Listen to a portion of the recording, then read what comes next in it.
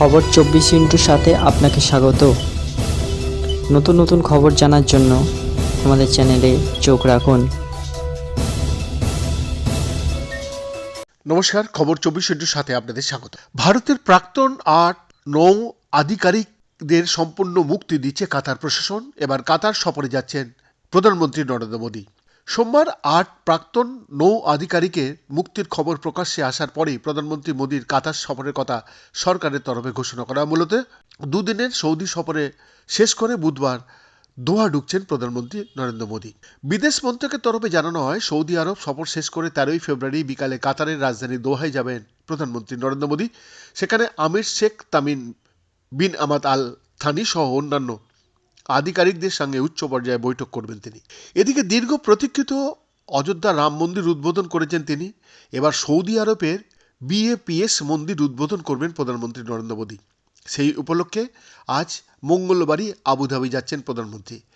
ব্যাপস মন্দিরই Saudi আরবের প্রথম হিন্দু মন্দির হবে। দুদিনের এই সফরে মন্দির উদ্বোধনের পাশাপাশি সৌদি প্রেসিডেন্ট শেখ মোহাম্মদ বিন জায়েদ আল নিহানের সঙ্গে দ্বিপাক্ষিক বৈঠকও করবেন প্রধানমন্ত্রী নরেন্দ্র মোদী। এছাড়া প্রবাসী ভারতীয়দের আহলান মোদী অনুষ্ঠানে যোগ দেবেন তিনি। মূলত প্রধানমন্ত্রী নরেন্দ্র মোদীকে স্বাগত জানাতে এবং অভ্যর্থনা দিতেই এই অনুষ্ঠানের আয়োজন করেছে সৌদির ভারতীয় বংশোদ্ভূত সম্প্রদায়। পিএমও সূত্রে খবর, 14 ফেব্রুয়ারি বুধবার সৌদির প্রথম হিন্দু মন্দিরের উদ্বোধন করবে প্রধানমন্ত্রী নরেন্দ্র মোদী।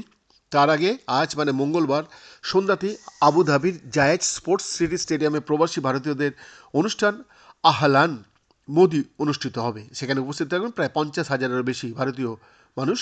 তাদের উদ্দেশ্যে বক্তব্য রাখবেন প্রধানমন্ত্রী নরেন্দ্র মোদী। খারাপ আবহাওয়ার জন্যই দর্শকের সংখ্যা 80,000 থেকে অনেকটা কমে গিয়েছে বলে জানিয়েছেন।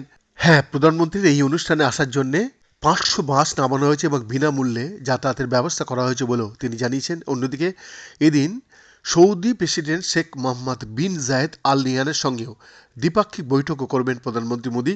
মূলত শক্তি, ডিজিটাল পরিকাঠামো, বন্দর, রেলওয়ের মতো বিভিন্ন ক্ষেত্রের বিষয়ে দুই দেশের মধ্যে কয়েকটি চুক্তি স্বাক্ষরিত হতে পারে।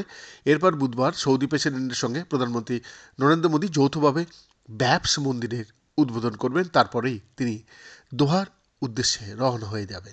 বৈদ্যনাথ দাসের রিপোর্ট, খবর 24/7।